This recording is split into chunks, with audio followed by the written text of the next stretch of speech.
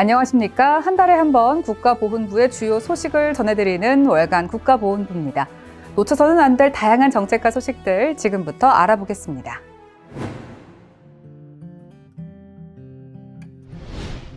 국가보훈부는 고품질 보훈 의료 서비스를 제공하기 위해 올 한 해 다양한 정책을 추진합니다. 먼저 늘어나는 보훈 의료 수요에 맞춰서 전국 보훈병원의 기반 시설을 확충합니다. 아울러 모든 보훈병원 간 진료 정보를 공유하고 보훈 대상자 개개인의 상태에 맞는 정밀 의료 서비스를 제공하기 위해 차세대 보훈병원 정보 시스템 개발에도 착수합니다. 여기에 간호간병 통합 서비스 병동을 확대하고 위탁병원도 최대 규모로 확대하는 등 고령의 국가유공자분들이 건강한 노후 생활을 하실 수 있도록 다양한 정책을 추진해 나갈 것입니다. 22개 유엔 참전국과 국내 학교 간 교육, 교류 활동을 지원하는 유엔 참전국 국제교육과정 사업이 확대 추진됩니다. 유엔 참전국 국제교육과정은 지난해부터 추진된 사업으로 방문 교류와 비대면 공동수업, 6.25 전쟁 전적지 참배 등 국내외 미래 세대들이 6.25 전쟁과 유엔 참전의 의미를 함께 체험하고 소통하면서 서로 우정을 다지는 성과를 거뒀습니다. 올해는 국내 30여 개 학교로 확대 지원할 방침이며 신청 접수를 받아 심사를 거친 후 최종 선정할 계획입니다. 선정된 학교에는 연간 활동비 1,500만 원이 지원됩니다. 나라사랑 대출 가운데 가장 많이 이용되고 있는 생활안정자금을 이제는 은행을 방문하지 않고도 쉽게 받을 수 있게 됐습니다. 국가보훈부는 국가유공자 전용 온라인 즉시 대출을 도입해 1월부터 시행하고 있습니다. 대출은 위탁은행인 국민은행이나 농협은행 휴대전화 앱에서 회원 가입을 한 뒤 유공자 전용 나라사랑 대출 생활안정자금을 선택하고 본인 확인과 인증 절차를 거쳐 신청하면 곧바로 실행됩니다. 국가보훈부는 앞으로 생활안정자금 대출 외에도 다른 종류의 나라사랑 대출까지 온라인 즉시 대출 가능하도록 단계적으로 서비스를 확대해 나갈 계획입니다. 강정의 국가보훈부 장관은 새해를 맞아 수원보훈원과 보훈요양원을 찾아 국가유공자를 위문했습니다. 수원보훈원에서는 지난해 영주 귀국한 오성규 애국지사와 환담을 하고 작은 음악회 공연을 관람했으며 보훈요양원에서는 거동이 불편한 국가유공자와 유가족을 위로하고 격려했습니다. 국가보훈부는 앞으로도 고령의 국가유공자분들을 더욱 세심히 살피면서 다양한 복지 정책으로 예우할 수 있도록 노력할 것입니다. 국가유공자와 유가족들을 대상으로 시행되고 있는 심리재활 서비스가 실질적인 치료까지 연계할 수 있도록 개편 추진됩니다. 국가보훈부는 지난 2018년부터 운영 중인 마음 나눔터를 올해 각 지역 보훈병원으로 이전 설치하고 보훈병원을 정신건강의학과와 연계해 치료를 제공할 수 있는 보훈가족 마음치유센터로 변경해 운영할 계획입니다. 보훈가족 마음치유센터가 운영되면 기존의 상담과 각종 치유 프로그램은 물론 치료까지 연계돼 심리재활과 치유 효과가 크게 향상될 것으로 기대됩니다. 제2연평해전을 이끌었던 이희환 국가보훈부 차관이 연평도를 찾아 부대 장병들과 국가유공자를 위문했습니다. 이 차관은 지난 1월 18일 해병대 연평부대에서 부대 현황을 청취하고 서해 수호를 위해 노고가 많은 장병들을 위해 위문금을 전달하는 등 위로와 격려의 시간을 가졌습니다. 이후 제2연평해전 전사자 추모의 벽을 찾아 헌화 참배한 뒤 연평도에 거주하고 있는 국가유공자를 방문해 위문품을 전달하고 건강과 주거 등을 세심하게 살폈습니다. 지난해 처음 도입돼 전국 보훈관서에서 추진했던 보훈문화제가 올해는 한 차원 더 높은 문화제로 추진될 예정입니다.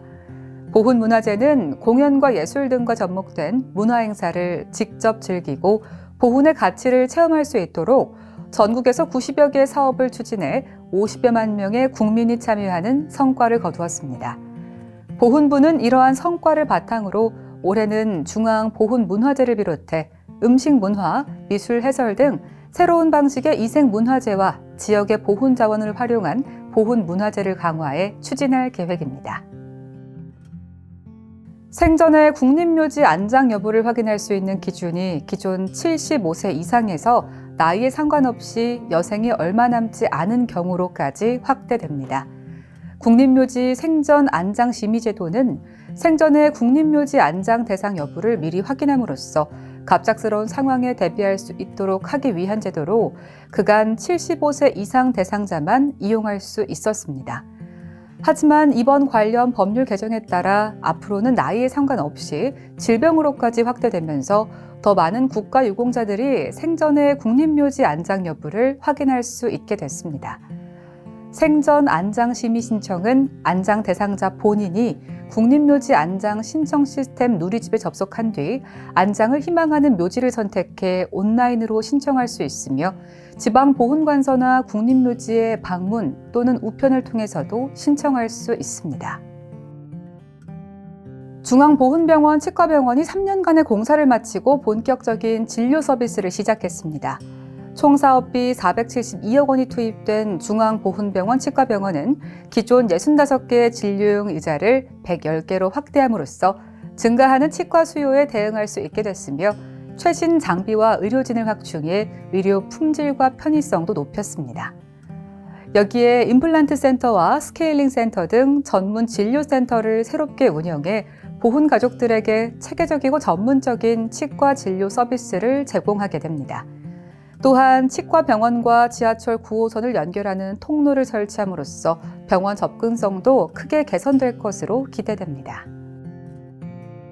강정혜 국가보훈부 장관은 지난해 제복의 영웅들 사업이 성공적으로 마무리된 걸 기념해 실물 제복을 액자에 담아 대한민국 6.25 참전유공자회에 헌정했습니다.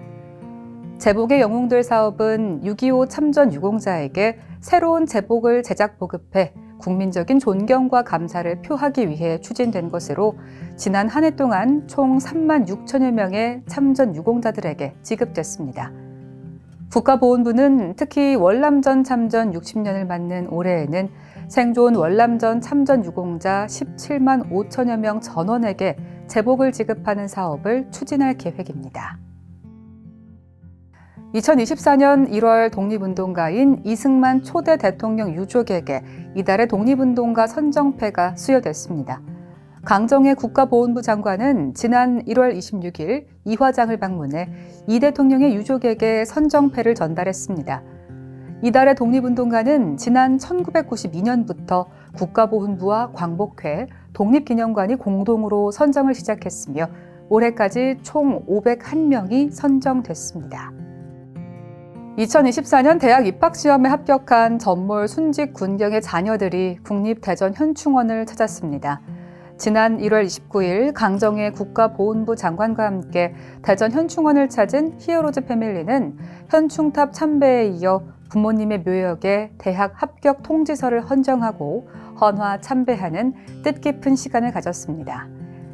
국가보훈부는 남겨진 영웅의 어린 자녀들이 국가유공자인 부모님을 자랑스럽게 여기고 우리 사회의 든든한 울타리 안에서 성장하면서 꿈과 희망을 키워나갈 수 있도록 보다 세심하게 살피고 지원할 것입니다. 국가보훈부와 유엔군 사령부는 국제보훈사업에 대한 협력을 강화할 계획입니다. 지난 1월 29일 이희환 국가보훈부 차관은 평택 캠프 함프리스에 있는 유엔군 사령부를 방문해 협력 방안을 논의하고 긴밀히 상호 협력하기로 했습니다. 특히 이 차관은 보훈부에서 추진 중인 재방한 초청 행사와 유엔 참전용사 유해 봉환 및 안장식 등의 내용을 공유하고 유엔사의 관심과 지원을 요청했으며 이에 대해 데릭 맥컬리 유엔군 부사령관은 국가보훈부의 국제보훈사업의 취지와 필요성에 공감한다며 긴밀한 협력을 약속했습니다. 강정혜 국가보훈부 장관은 설 명절을 앞두고 호남 지역의 유일한 생존 애국지사인 이석규 지사를 위문했습니다. 이석규 지사는 1943년 광주 사범학교 재학 중 학우들과 무등 독서회를 조직해 민족의식을 함양하고 연합군의 상륙에 맞춰 봉기할 것을 계획하고 활동하다 체포돼 옥고를 치렀습니다. 현재 생존 애국지사는 국내 6명과 국외 1명 등 총 7명이며 국가보훈부는 생존 애국지사분들이 건강하고 편안하게 여생을 보내실 수 있도록 최고의 예우와 지원을 다할 계획입니다. 호국 보훈의 달에 포상될 모범 국가보훈 대상자와 대외 유공 인사에 대한 신청 접수가 시작됩니다. 호국 보훈의 달 포상은 국가와 사회 발전에 기여하고 타의 모범이 된 국가보훈 대상자와 국가유공자 예우 증진 등을 위해 노력한 대외 유공인사를 발굴 포상하는 것으로 매년 6월 포상을 진행하고 있습니다. 올해는 총 474명에게 정부 포상과 국가보훈부 장관 표창, 각부 장관 표창이 수여될 예정입니다. 포상 신청은 2월 29일까지 가까운 보훈관서에 방문하거나 우편을 통해 접수할 수 있으며 자세한 사항은 국가보훈부 누리집 알림 소식 공지사항에 게시된 계획을 참고하면 됩니다. 국가보훈부는 문경 공장 화재 현장에서 순직한 고 김수광 소방장과 고 박수훈 소방교에 대한 애도와 예우를 위해 조기를 개항했습니다. 보훈부는 2022년 7월 고 승병일 애국지사 때부터 독립유공자 별세 시 안장식 당일 조기를 개항하고 있으며 이번 조기 개항은 지난해 고 성공일 소방교, 고 최수근 상병, 고 임성철 소방장에 이어 제복 근무자로서는 4번째입니다.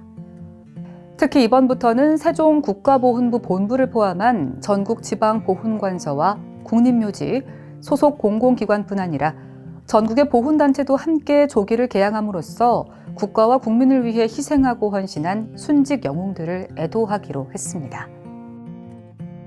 국가보훈부 유튜브 채널에서는 보고 싶다 전우야 콘텐츠를 제작 업로드하고 있습니다. 보고 싶다 전우야는 참전 용사들의 전쟁 경험담과 함께 찾고 싶은 전우에 대한 사연을 영상을 통해 소개하는 콘텐츠입니다.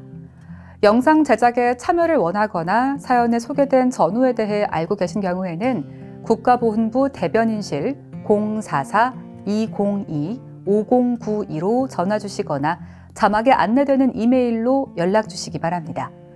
전우찾기 프로젝트 보고 싶다 전우야에 보훈가족 여러분의 많은 관심과 참여 부탁드립니다.